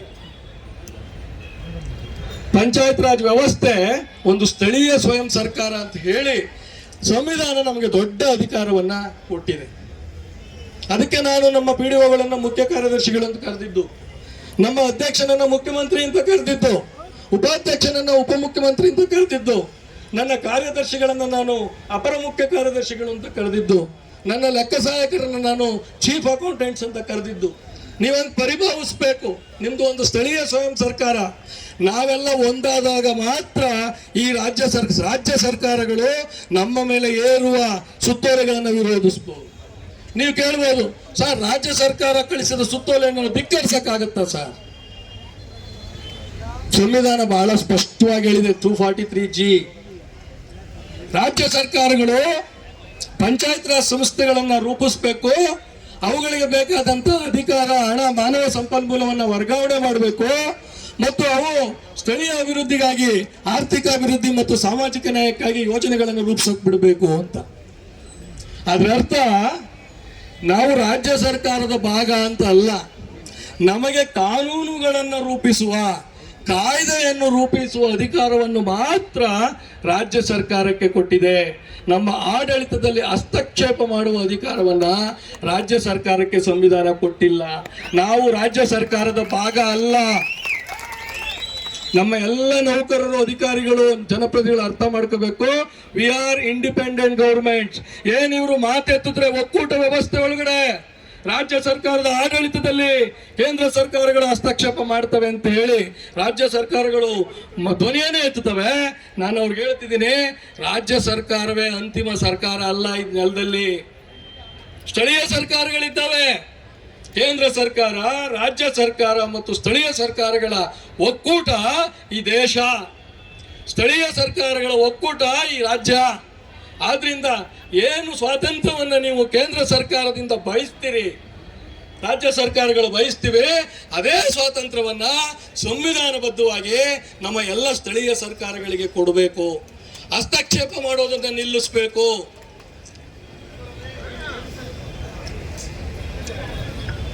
ನೀವೇನ್ ಮಾಡ್ತಾ ಇದ್ದೀರಿ? ಇವತ್ತು ಎಷ್ಟು ಸಮಸ್ಯೆಗಳನ್ನ ಕ್ರಿಯೇಟ್ ಮಾಡಿದಿರಿ ನೀವು. ಇವತ್ತು ನಮ್ಮ ಪಂಚ ನೌಕರರಿಗೆ ಸಂಬಳದ ವಿಷಯ ಇವತ್ತು ಬಗೆಹರಿದಿಲ್ಲ. 2017ನೇ ಇಸ್ವಿಲಿ ಹೇಳಿದ್ರಿ ನೀವು 51,114 ಕುಟುಂಬಗಳಿಗೆ ರಾಜ್ಯ ಸರ್ಕಾರದ ಸಂಚಿತ ನಿಧಿಯಿಂದ ನೇರವಾಗಿ ಸಂಬಳವನ್ನು ಕೊಡುವುದರ ಮೂಲಕ 50,114 ಕುಟುಂಬಗಳ ಬದುಕಿನಲ್ಲಿ ದೀಪವನ್ನ ಬೆಳಗುತ್ತಿದ್ದೇವೆ ಅಂತ ಹೇಳಿ ನೀವು ಹೇಳಿದಿರಿ. ಸಂಬಳ ಕರೆಕ್ಟ್ ಆಗಿ ಬರ್ತಾ ಇದೆಯಾ? ಒಂದಷ್ಟು ನೀವು ಕೊಡ್ತೀರಿ, ಒಂದಷ್ಟು ಪಂಚಾಯತಿ ಅವ್ರನ್ನ ಕೊಡಿ ಅಂತೀರಿ, ಇನ್ನೊಂದು ಸ್ವಲ್ಪ ದಿನ ಹೋದ್ಮೇಲೆ ಇನ್ಯಾರ ಹತ್ರ ಇಸ್ಕೊಳ್ಳಿ ಅಂತ ಹೇಳ್ತಿರೋ ಗೊತ್ತಿಲ್ಲ. ಪರಿಪೂರ್ಣವಾದ ಸಂಬಳ ನೀವು ಕೊಡಕ್ ಸಾಧ್ಯ ಆಗಿಲ್ಲ ಇವತ್ತು.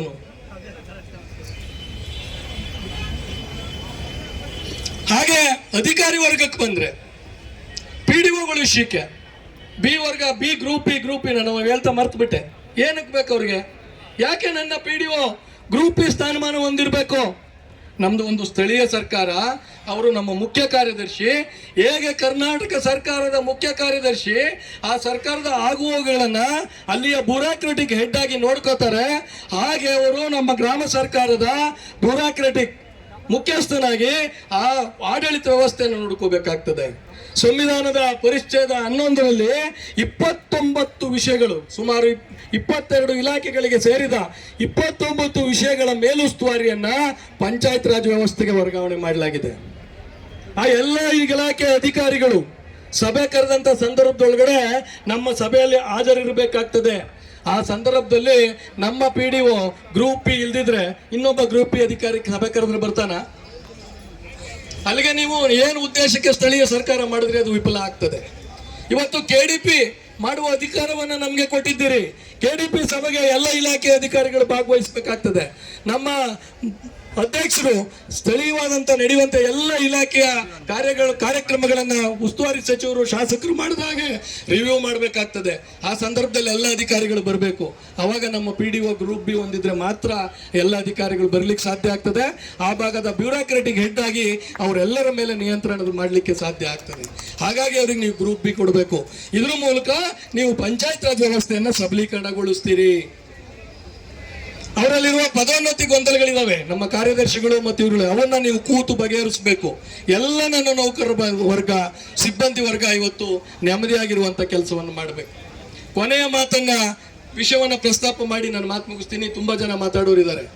ನಿನ್ನೆ ಪ್ರಜಾವಾಣಿ ಪತ್ರಿಕೆಯಲ್ಲಿ ಬಹಳ ಮುಖ್ಯವಾದ ಒಂದು ವಿಷಯ ಪ್ರಸ್ತಾಪ ಆಗಿತ್ತು. 15ನೇ ಹಣಕಾಸಿನ ಹಣ. ತುಂಬಾ ಜನ ನನಗೆ ಫೋನ್ ಮಾಡಿ, ಅಧ್ಯಕ್ಷರೇ 15ನೇ ಹಣಕಾಸಿನ ಹಣ ಈ ವರ್ಷದ ಇನ್ನೂ ಬರಲಿಲ್ಲ, 15ನೇ ಹಣಕಾಸಿನ ಹಣ ಇನ್ನೂ ಈ ವರ್ಷ ಬರಲಿಲ್ಲ. ಕೇಂದ್ರ ಸರ್ಕಾರ ಕೊಡೋಕ್ ಸಿದ್ಧ ಇದ್ರು, ಇವ್ರು ತಗೊಳಕ್ ಬೇಕಾದಂತ ವ್ಯವಸ್ಥೆನೇ ಮಾಡಿರ್ಲಿಲ್ಲ. ನೆನೆ ಯಾವಾಗ ಪ್ರಜಾವಾಣಿ ಅಂತ ಪತ್ರಿಕೆ ಮುಖಪುಟದಲ್ಲಿ ಆ ವಿಷಯವನ್ನ ಬರೀತು, ಅವಾಗ ನೆನ್ನೆ ಇವ್ರಿಗೆಲ್ಲ ನಮ್ಮೆಲ್ಲ PDO ಬಂಧುಗಳಿಗೆ ಮೆಸೇಜ್ ಹಾಕಿದ್ದಾರೆ, ಈಗ ಗ್ರಾಮ ಸ್ವರಾಜ್ ಮೂಲಕ ನೀವು ಅದನ್ನ ಅಪ್ಲೋಡ್ ಮಾಡಿ ದುಡ್ಡನ್ನು ಬಿಡುಗಡೆ ಮಾಡ್ತೀವಿ ಅಂತ. ಇಲ್ಲಿನ ತನಕ ಏನ್ ಮಾಡ್ತಿದ್ರಿ? ನೀವೇನ್ ಮಾಡ್ತಿದ್ದೀರಿ ಅಂತಂದ್ರೆ, ಪಂಚಾಯತ್ ರಾಜ್ ಇಲಾಖೆ, ಗ್ರಾಮೀಣಾಭಿವೃದ್ಧಿ ಮತ್ತು ಪಂಚಾಯತ್ ರಾಜ್ ಇಲಾಖೆ ಅಂದ್ರೆ ಅದು ಎರಡು ಇಲಾಖೆಗಳ ಸಂಗಮ. ಗ್ರಾಮೀಣಾಭಿವೃದ್ಧಿ ಇಲಾಖೆ ಒಂದು ಇಲಾಖೆ, ಪಂಚಾಯತ್ ರಾಜ್ ಇಲಾಖೆ ಒಂದು ಇಲಾಖೆ. ಕೇಂದ್ರ ಸರ್ಕಾರದಲ್ಲಿ ಗ್ರಾಮೀಣಾಭಿವೃದ್ಧಿಗೆ ಒಬ್ಬ ಮಂತ್ರಿ ಇದ್ದಾರೆ, ಪಂಚಾಯತ್ ರಾಜ್ ಇಲಾಖೆಗೆ ಒಬ್ಬ ಮಂತ್ರಿ ಇದ್ದಾರೆ. ನಮ್ಮಲ್ಲಿ ಎರಡೂ ಇಲಾಖೆಗೆ ಒಬ್ಬರೇ ಮಂತ್ರಿ ಇದ್ದಾರೆ. ಗ್ರಾಮೀಣಾಭಿವೃದ್ಧಿ ಇಲಾಖೆಯ ಜವಾಬ್ದಾರಿ ಯೋಜನೆಗಳನ್ನ, ಅಭಿವೃದ್ಧಿ ಯೋಜನೆಗಳನ್ನ ರೂಪಿಸೋದು, ಅದನ್ನು ಅನುಷ್ಠಾನ ಮಾಡೋದು. ಪಂಚಾಯತ್ ರಾಜ್ ಇಲಾಖೆಯ ಜವಾಬ್ದಾರಿ ಪಂಚಾಯತ್ ರಾಜ್ ಕಾಯ್ದೆಯಲ್ಲಿ ಏನೆಲ್ಲ ಅಂಶಗಳಿದಾವೆ ಅದನ್ನ ಅನುಷ್ಠಾನಗೊಳಿಸಲಿಕ್ಕೆ ಬೇಕಾದಂತ ಕಾನೂನುಗಳನ್ನು ರೂಪಿಸೋದು, ಅಧಿಕಾರಿ ಮತ್ತು ನೌಕರ ವರ್ಗದ ಸಮಸ್ಯೆಗಳನ್ನ ಪರಿಹರಿಸೋದು. ನೀವು ಯಾವುದೇ ಯೋಜನೆಗಳನ್ನು ರೂಪಿಸೋದು ನಿಮ್ಮ ಜವಾಬ್ದಾರಿ ಅಲ್ಲ. ಆದ್ರೆ ನೀವೇನ್ ಮಾಡ್ತಿದ್ದೀರಿ? ಗ್ರಂಥಾಲಯ, ಕೂಸಿನ ಮನೆ, ನೀವು ಅದು ನಿಮ್ಗೆ ಯಾವ ಇಲಾಖೆ ಅಂತ ನಮ್ಗೆ ಅರ್ಥ ಆಗ್ತಾ ಇಲ್ಲ. ಪಂಚಾಯತ್ ರಾಜ್ ಇಲಾಖೆ ಆ ಕೆಲಸನೇ ಮಾಡ್ತಿಲ್ಲ. ನಿಮಗೆ ಬೇಕಾದ ಈ ರಾಜ್ಯದ ದುರಂತ, ಒಬ್ಬ ಅಧಿಕಾರಿಯ ಕೈಗೆ ಇಡೀ ಇಲಾಖೆ ಹೊರಟೋಗಿದೆ. ಒಬ್ಬ ಅಧಿಕಾರಿಯ ಕೈಗೆ ಇಡೀ ಇಲಾಖೆ ಹೋಗಿದೆ. ಮಾನ್ಯ ಮಂತ್ರಿಗಳೇ, ನಿಮ್ಮ ಬಗ್ಗೆ ಅತ್ಯಂತ ಗೌರವವಿದೆ. ಆದ್ರೆ ನೀವು ಇಡೀ ನಿಮ್ಮ ಅಧಿಕಾರವನ್ನ ಒಬ್ಬ ಅಧಿಕಾರಿಗೆ ಕೊಟ್ಟ ಫಲವಾಗಿ ಈ ರಾಜ್ಯದ ಪಂಚಾಯತ್ ರಾಜ್ ವ್ಯವಸ್ಥೆ ದುರ್ಬಲಗೊಂಡಿದೆ. ಏನು ನೀವು ನಿಮ್ಮ ಸರ್ಕಾರ ಅಥವಾ ನಿಮ್ಮ ಪಕ್ಷ, ಇಲ್ಲಿ ನಾನು ಪಕ್ಷ ಅನ್ನೋ ಕಾರಣಕ್ಕೆ ಯಾಕೆ ಮಾತಾಡ್ತಿದ್ದೀನಿ ಅಂದ್ರೆ ನಾನು ರಾಜಕಾರಣ ಮಾತಾಡ್ತಿಲ್ಲ, ನಾನು ಯಾವ ಪಕ್ಷಕ್ಕೂ ಸೇರಿದವನಲ್ಲ. ಬಟ್ ಪಂಚಾಯತ್ ರಾಜ್ ವ್ಯವಸ್ಥೆಯ ವಾರಸುದಾರಿಕೆಯನ್ನ ಹೇಳಿಕೊಳ್ಳುವ ನೀವು ಇವತ್ತು ಆ ಗಾಂಧಿ ಬಯಸಿದ, ಆ ನೆಹರು ಬಯಸಿದ, ರಾಜೀವ್ ಗಾಂಧಿ ಕನಸಿನ ಪಂಚಾಯತ್ ರಾಜ್ ವ್ಯವಸ್ಥೆಗೆ ತಿಲಾಂಜಲಿಯನ್ನ ಇಡ್ತಾ ಇದ್ದೀರಿ. ನಮ್ಮ ಹಳ್ಳಿಯ ಜನ ಕೂತು ತೀರ್ಮಾನ ಮಾಡ್ಬೇಕು ಗ್ರಾಮ ಸಭೆ ಒಳಗಡೆ, ನಮ್ಮೂರಿನ ಸಮಸ್ಯೆಗಳೇನು, ನಮ್ಮೂರಲ್ಲಿ ಕುಡಿಯೋ ನೀರಿನ ಸಮಸ್ಯೆ ಇದೆಯಾ, ನಮ್ಮೂರಿನ ಶಾಲೆ ಸಮಸ್ಯೆ ಏನು, ನಮ್ಮೂರಿನ ಅಂಗನವಾಡಿ ಸಮಸ್ಯೆ ಏನು, ನಮ್ಮೂರಿನ ಮಹಿಳೆಯರ ಸಮಸ್ಯೆ ಏನು, ನಮ್ಮೂರಿನ ಮಕ್ಕಳ ಸಮಸ್ಯೆ ಏನು, ನಮ್ಮೂರಿನ ಪರಿಶಿಷ್ಟ ಜಾತಿ ಪಂಗಡದ ಬಂಧುಗಳ ಸಮಸ್ಯೆ ಏನು, ನಮ್ಮೂರಿನ ಬೇರೆ ಬೇರೆ ಬೇರೆ ಸಮಸ್ಯೆಗಳನ್ನ ಜನ ಒಟ್ಟಾಗಿ ನೇರ ಪ್ರಜಾಪ್ರಭುತ್ವ ವ್ಯವಸ್ಥೆ ಅದು ಗ್ರಾಮ ಸಭೆ. ಮುಗಿಸ್ತೀನಿ, ಅದಕ್ಕೆ ಸಾಹೇಬ್ರಿಗೆ ಲೀಡ್ ಮಾಡಕ್ಕೆ ಅಂತ ಹೇಳಿ ಮುಗಿಸ್ಬಿಡ್ತೀನಿ, ಅವ್ರಿಗೆ ಅರ್ಥ ಆಗ್ಲಿ ಅಂತ. ಅದನ್ನ ರೂಪಿಸ್ಬೇಕಾದ್ದು ಜನಯೋಜನೆಯನ್ನ ನಾವು ನಮ್ಮೂರಲ್ಲಿ ಕೂತು. ನೀವೇನ್ ಮಾಡ್ತಿದ್ದೀರಿ? ಕೂಸಿನ ಮನೆ ನಮ್ಮೂರಲ್ಲಿ ತೀರ್ಮಾನ ಮಾಡಿದ್ವಾ? ನಮ್ಮೂರು ಗ್ರಾಮ ಸಭೆಯಲ್ಲಿ ತೀರ್ಮಾನ ಆಗಿತ್ತ ಸ್ವಾಮಿ? ಗ್ರಂಥಾಲಯನ ಮಾಡಿದ್ ನಾನು ನಾನು ನಾನು ಅಂತ ಅಧಿಕಾರಿ ಹೇಳ್ಕತ್ತಾರೆ, ಸುಳ್ಳದು. ಈ 1989ನೇ ಇಸ್ವಿಲಿ ಮಾನ್ಯ ರಾಮಕೃಷ್ಣ ಹೆಗಡೆ ಅವರು ಗ್ರಾಮ ಪಂಚಾಯಿತಿ ಹಂತದ ಗ್ರಂಥಾಲಯಗಳನ್ನು ಪ್ರಾರಂಭ ಮಾಡಿದ್ದು ಮಾನ್ಯ ರಾಮಕೃಷ್ಣ ಹೆಗಡೆ ಅವರ ನೇತೃತ್ವದ ಅಂದಿನ ಸರ್ಕಾರ. ನೀವು ಅದನ್ನ ನಿಮ್ಮ ವ್ಯಾಪ್ತಿಗೆ ತಗೊಂಡು ಸುಣ್ಣ ಬಣ್ಣ ಹೊಡೆಸಿದ್ದೀರಿ ಅಷ್ಟೇ.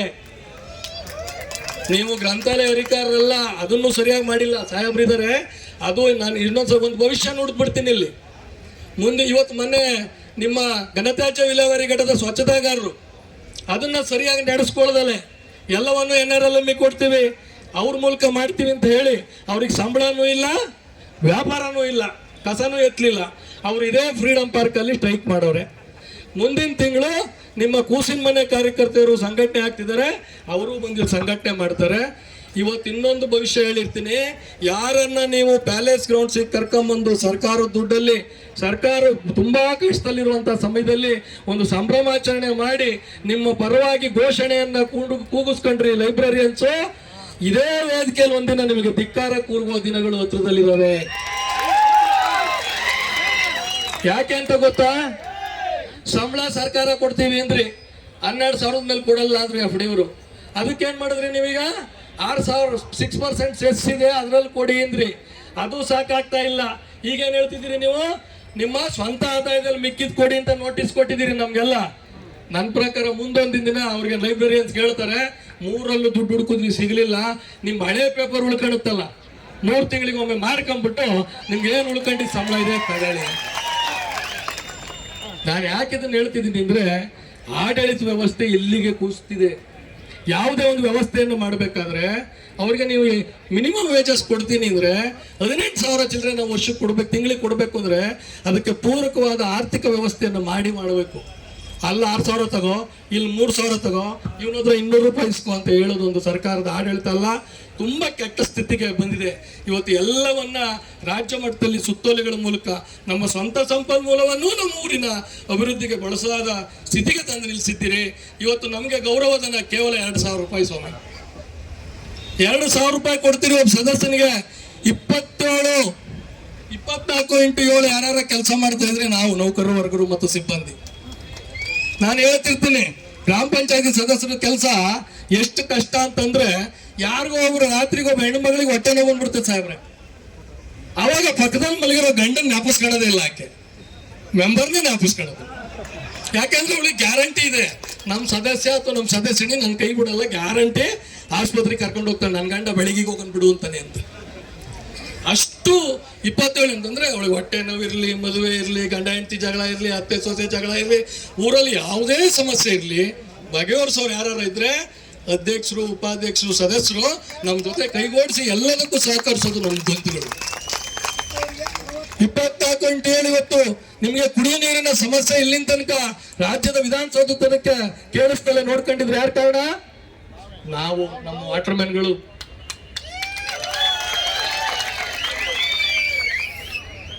ಕೋವಿಡ್ ಸಂದರ್ಭದೊಳಗಡೆ ಪ್ರಾಣದ ಹಂಗನ್ನು ತೊರೆದು ಆಶಾ ವರ್ಕರ್ಸ್ ಏನಾರು ನಿಮ್ಮ ಮನೆ ಒಳಗಡೆ ಬರಂಗ್ ನೋಡ್ಕೊಂಡವ್ರು ಯಾರು? ನಾವು. ಪಂಚನೌಕರರು ಒಳಗೋದವರು ನಾವು ಈಚಲ್ಲಿ ನಿಂತ್ಕೊಂಡು ಹೇಳಿದ್ವಿ, ಅವ್ರಿಗೇನ್ ಕೊಟ್ರಿ ನೀವು? ಎಲ್ಲ ಇಲಾಖೆಯವ್ರಿಗೆ 30 ಲಕ್ಷ ಕೊಡಕ್ ನಿಮ್ ಸರ್ಕಾರದಲ್ಲಿ ದುಡ್ಡಿತ್ತು, ನಮ್ಮ ನೌಕರರಿಗೆ 30 ಲಕ್ಷ ಕೊಡಕ್ ನಿಮ್ಮ ಹತ್ರ ದುಡ್ಡು ಇರ್ಲಿಲ್ವಾ? ಅದನ್ನ ಪಂಚಾಯತಿಯಲ್ಲಿ ಭಿಕ್ಷೆ ಎತ್ರಿ ಅಂದ್ರಿ. ಯಾಕೆ ಈ ತಾರತಮ್ಯ? ನೋಡಿ, ಭಾರತದ ಆತ್ಮ ಹಳ್ಳಿಗಳಲ್ಲಿ ಏನಾದ್ರು ನೀವು ಒಪ್ಕೊಳ್ಳೋದಾದ್ರೆ, ಈ ಭಾರತದ 70% ಪ್ರದೇಶದ ಅಭಿವೃದ್ಧಿಯ ಸಂಪೂರ್ಣ ಜವಾಬ್ದಾರಿಯನ್ನ ಒಪ್ಪಿಕೊಂಡಿರುವಂತ ಈ ದೊಡ್ಡ ಕುಟುಂಬವನ್ನ ನೀವು ನಿರ್ಲಕ್ಷ್ಯ ಮಾಡೋದಾದ್ರೆ ಇದಕ್ಕೆ ಬೆಲೆಯನ್ನ ನೀವು ತರಬೇಕಾಗ್ತದೆ. ಯಾಕಂದ್ರೆ ನಾವು ಇವತ್ತು ಒಂದಾಗಿದ್ದೇವೆ. ನಾವು ಕೇವಲ ನೀರ್ಗಂಟೆಗಳಿಲ್ಲ, ಇವತ್ತು ಕೇವಲ ಸ್ವಚ್ಛತೆಗಾರರಿಲ್ಲ, ಕೇವಲ ಅಧಿಕಾರಿಗಳಿಲ್ಲ, ಕೇವಲ ನೌಕರ ವರ್ಗ ಇಲ್ಲ, ಕೇವಲ ಸದಸ್ಯರಿಲ್ಲ, ಇಡೀ ಕುಟುಂಬ ಒಂದಾಗಿದ್ದೇವೆ ನಾವು. ಗೆಳೆಯರೆ, ಕೊನೆ ಮಾತಿನೊಂದಿಗೆ ಹಿರಿಯರಿಗೆ ಮಾತಾಡಲಿಕ್ಕೆ ಅವಕಾಶವನ್ನು ಮಾಡಿಕೊಡ್ತೇನೆ. ಬಂಧುಗಳೇ, ನಿಮ್ಮೆಲ್ಲರಲ್ಲಿ ಕೈ ಮುಗಿದು ಬೇಡಿಕೊಳ್ತೇನೆ, ಸ್ವತಂತ್ರ ಭಾರತದ ಇತಿಹಾಸದಲ್ಲಿ ಜನಪ್ರತಿನಿಧಿಗಳು ಮತ್ತು ನೌಕರರು ಮತ್ತು ಸಿಬ್ಬಂದಿ ವರ್ಗ ಒಂದಾಗಿರೋದು ಯಾವ ತರ ಇದ್ರೆ ಇವತ್ತು. ಹೌದು, ನಮ್ಮ ವಿರುದ್ಧ ಈ ಸಂಘಟನೆ ಹೊರಟಾಗ ತುಂಬಾ ಜನ ನನ್ನ ಪ್ರಶ್ನೆ ಕೇಳಿದ್ದಾರೆ, ಏನ್ರಿ ಅಧ್ಯಕ್ಷರೇ, PDOಗಳ ಜೊತೆ ನಾವು ವಿರುದ್ಧವಾಗಿ ನಾವು ಹೋರಾಟ ಮಾಡಬೇಕಾಗಿತ್ತು, ನೀವು ಅವ್ರ ಜೊತೆನೆ ಹೋಗೋಣ ಅಂತೀರಿ. ಕೆಲವರು PDOಗಳು ಬೇಡ ಸರ್, ನಾವು ಮಿಕ್ಕದವರೆಲ್ಲ ಒಂದಾಗೋಣ ಸರ್, ಅವ್ರ ಪಾಡ್ಗೆ ಅವರೆಲ್ಲ ಅವ್ರದೇ ನೋಡ್ಕೋತಾರೆ ಸರ್ ಅಂತ ಕೆಲವರು. ಇನ್ನು ಕೆಲವರು ನೌಕರ ವರ್ಗದವರು ಸದಸ್ಯರು ಸವಾಸ ಬೇಡ ಸರ್, ನಾವೆಲ್ಲ ಒಂದಾಗ್ಬಿಡೋಣ ಸರ್. ನಾವೆಲ್ಲ ನೋಡಿದ್ದು ಹೆಂಗೆ ಗೊತ್ತಾ ಸಮಸ್ಯೆನ? ನನ್ನೂರಲ್ಲಿ ನನಗೂ ನಾನು PDOಗೂ ಆಗಲ್ಲ, ಅದಕ್ಕೆ ನಾನು ಇಡೀ ರಾಜ್ಯದಲ್ಲಿ ಇದೇ ವ್ಯವಸ್ಥೆ ಇದೆ ಅಂತ ಹೇಳಿ ನಾನು ಬೇಡ ಅಂದೆ. ಇನ್ನಾರೋ ಒಬ್ಬ ವಾಟರ್ ಮ್ಯಾನ್ಗೂ PDOಗೂ ಆಗಲ್ಲ, ಅದಕ್ಕೆ ಅವ್ನು ಇಡೀ ರಾಜ್ಯದಲ್ಲಿ ಹಿಂಗೆ ಇದೆ ವ್ಯವಸ್ಥೆ ಅಂತ ಯೋಚನೆ ಮಾಡಿದ್ರಿ. ನಾವು ನಮ್ಮ ವೈಯಕ್ತಿಕ ನೆಲಗಟ್ಟಲ್ಲಿ ಯೋಚನೆ ಮಾಡಿದ್ರಿಂದ ಆ ಥರದ ವಿಷಯಗಳು ನಮ್ಮ ತಲೆಯಲ್ಲಿ ಬಂದಿದ್ದವನ್ನೆಲ್ಲ ಬಿಟ್ಬಿಡಿ. ಈಗ ಎಲ್ಲ ಸಮಸ್ಯೆಗಳು ಬಂದರೂ ಒಂದು ಕುಟುಂಬ ಆಗಿದ್ದೀವಿ. ಈಗ ಯಾವುದೋ ಒಂದು ಪಂಚಾಯತಿಲಿ ಸಮಸ್ಯೆ ಆಯ್ತಪ್ಪ, PDO ವಾಟರ್ ಮ್ಯಾನ್ಗೂ ಆಯಿತು, ಅಥವಾ PDO ಮತ್ತು ಅಧ್ಯಕ್ಷನಿಗೆ ಸಮಸ್ಯೆ ಆಯಿತು. ಈಗ ಸುಲಭ ಇದೆ, ನಾವು ರಾಜ್ಯಾಧ್ಯಕ್ಷರು ವಾರದ ಇರ್ತಾರೆ, ರಾಜ್ಯಾಧ್ಯಕ್ಷ ನಾನಿರ್ತೀನಿ, ನಿಮ್ಮ ಜಿಲ್ಲಾಧ್ಯಕ್ಷ ಇರ್ತಾರೆ, ಅಲ್ಲಿನ ಇನ್ನೊಂದು ಸಂಘಟನೆ ಜಿಲ್ಲಾಧ್ಯಕ್ಷ ಇರ್ತಾರೆ, ತಾಲೂಕು ಅಧ್ಯಕ್ಷ ಇರ್ತಾರೆ. ನಾವು ಕೂತ್ಕೋತೀವಿ, ನಿಮ್ಮ ಸಮಸ್ಯೆಗಳಿದ್ರೆ ಮುಖತಃ ಬಗೆಹರಿಸ್ತೀವಿ. ಇನ್ನು ಜಗಳ ಆಡೋದು ಬೇಕಾಗಿಲ್ಲ, ಇನ್ನು ಜಗಳದ ಅವಶ್ಯಕತೆ ಇಲ್ಲ. ಇನ್ನೆಲ್ಲ ಮಾತುಕತೆ ಇದರ ಮೂಲಕ ಭಾರತದ ಪ್ರಜಾಪ್ರಭುತ್ವ ವ್ಯವಸ್ಥೆಯನ್ನ ಗಟ್ಟಿಗೊಳಿಸುವ ಕೆಲಸವನ್ನ ನಾವು ನೀವು ಸೇರಿ ಮಾಡೋಣ. ಅದಕ್ಕೆ ಬಹಳ ದೊಡ್ಡ ಹೆಜ್ಜೆಯನ್ನ ನಾವೆಲ್ಲ ವೃಂದದ ಅಧ್ಯಕ್ಷರು, ಪದಾಧಿಕಾರಿಗಳು ನೀವೆಲ್ಲ ಸೇರಿ ಮಾಡಿದಿರಿ ಗೆಳೆಯರೇ. ಪಂಚಾಯತ್ ರಾಜ್ ವ್ಯವಸ್ಥೆ ಪ್ರಜಾಪ್ರಭುತ್ವದ ಮೂಲ ತಾಯಿ ಬೇರು. ಶರಣರು ಒಂದು ಮಾತು ಹೇಳ್ತಾರೆ, ಮರಕ್ಕೆ ಬಾಯಿ ಬೇರೆಂದು ನೆಲಕ್ಕೆ ನೀರೆರೆದರೆ ಮೇಲೆ ಪಲ್ಲವಿಸಿತ್ತು ನೋಡ ಅಂತ. ಅಂದ್ರೆ ಅರ್ಥ, ಪ್ರಜಾಪ್ರಭುತ್ವ ಅನ್ನತಕ್ಕಂಥ ಈ ಗಿಡ, ಈ ಮರ ಹೆಮ್ಮರವಾಗಿ ಬೆಳಿಬೇಕು. ಪ್ರಪಂಚಾದ್ಯಂತ ಭಾರತದ ಪ್ರಜಾಪ್ರಭುತ್ವ ವ್ಯವಸ್ಥೆ ವಿಸ್ತರಿಸಬೇಕು, ಜನ ನಮ್ಮನ್ನ ತಿರುಗಿ ನೋಡಬೇಕು ಅನ್ನೋದಾದ್ರೆ ಆ ಪ್ರಜಾಪ್ರಭುತ್ವದ ಮೂಲ ಬೇರಾದಂಥ, ಗ್ರಾಮೀಣ ಬದುಕಿನ ಮೂಲ ಬೇರಾದಂಥ ಪಂಚಾಯತ್ ರಾಜ್ ವ್ಯವಸ್ಥೆ ಆ ತಾಯಿ ಬೇರನ್ನ ನೀವು ಕಿತ್ತು ನೋಡಿ ಅದನ್ನು ಹಾಳು ಮಾಡಬೇಡಿ, ಒಣಗಿಸಬೇಡಿ. ದಯಮಾಡಿ ನಮಗೆ ನೀರು ಗೊಬ್ಬರವನ್ನು ಎರೆದು ಈ ಬೇರನ್ನು ಆಳವಾಗಿ ಇಳಿಸ್ಲಿಕ್ಕೆ ಅವಕಾಶ ಮಾಡಿಕೊಡಿ. ನಿಮ್ಮೆಲ್ಲ ಕನಸು, ಈ ದೇಶದ ಜನರ ಕನಸನ್ನ ನನಸು ಮಾಡುವ, ಅಭಿವೃದ್ಧಿಯ ಚಿಂತನೆಗಳನ್ನು ಮಾಡುವ, ಅನುಷ್ಠಾನ ಮಾಡುವ ಎಲ್ಲ ಶಕ್ತಿ ಸಾಮರ್ಥ್ಯ ನಮಗಿದೆ. ನಮ್ಮ ಬೆನ್ನಿಗೆ ನೀವು ನಿಲ್ಲಿ. ನಮ್ಮ ಬೇಡಿಕೆಗಳನ್ನು ಮಾನ್ಯ ಸರ್ಕಾರ ಬಂದು ಆಲಿಸ್ಬೇಕು, ನಮ್ಮ ಬೇಡಿಕೆಗಳನ್ನ ಸ್ವೀಕರಿಸಬೇಕು, ನಮ್ಮ ಬೇಡಿಕೆಗಳನ್ನ ಪರಿಹರಿಸಬೇಕು ಅಂತ ಹೇಳ್ತಾ ಮತ್ತೊಮ್ಮೆ ಜೈ ಪಂಚಾಯತ್ ರಾಜ್, ಜೈ ಪಂಚಾಯತ್ ರಾಜ್, ಜೈ ಪಂಚಾಯತ್ ರಾಜ್. ಮಾನ್ಯ ವಿರೋಧ ಪಕ್ಷದ ನಾಯಕರು ವಿಧಾನ ಪರಿಷತ್ನಲ್ಲಿ ರಾಜ್ಯದ ಬಹಳ ದೊಡ್ಡ ದೀನ ದಲಿತರ ಧ್ವನಿ, ಅವರು ಮಾತಾಡಿದ್ರೆ ಒಂದು ನಡುಕ ಹುಟ್ಟುತ್ತದೆ ಎದುರುಗಡೆ ಒಳಗಡೆ. ಆ ಥರದ ಒಂದು ಧ್ವನಿ ನಮ್ಮ ಜೊತೆ ಬಂದು ಇವತ್ತು ನಮ್ಮ ಬೆಂಬಲಕ್ಕೆ ನಿಂತಿದೆ. ನಮ್ಮ ಧ್ವನಿಯನ್ನ ಅವರು ವಿಧಾನ ಪರಿಷತ್ನಲ್ಲಿ ಪ್ರತಿಧ್ವನಿಸ್ತಾರೆ. ನಮ್ಮ ಕಷ್ಟಗಳನ್ನು ಅವರು ವಿಧಾನ ಪರಿಷತ್ನಲ್ಲಿ ಪ್ರತಿಧ್ವನಿಸೋದ್ರ ಮೂಲಕ, ಸರ್ಕಾರಕ್ಕೆ ಎಚ್ಚರಿಕೆ ಕೊಡೋದ್ರ ಮೂಲಕ ನಮಗೆಲ್ಲ ನ್ಯಾಯವನ್ನು ಕೊಡಿಸ್ತಾರೆ ಅನ್ನೋ ನಂಬಿಕೆಯೊಂದಿಗೆ ಮತ್ತೊಮ್ಮೆ ನಾರಾಯಣ ಸ್ವಾಮಿ ಸಾಹೇಬರಿಗೆ ಸ್ವಾಗತವನ್ನು ಕೋರಿ ನನ್ನ ಮಾತುಗಳು ಮುಗಿಸ್ತೇನೆ. ನಮಸ್ಕಾರ. ಸ್ವತಂತ್ರ ಭಾರತದಲ್ಲಿ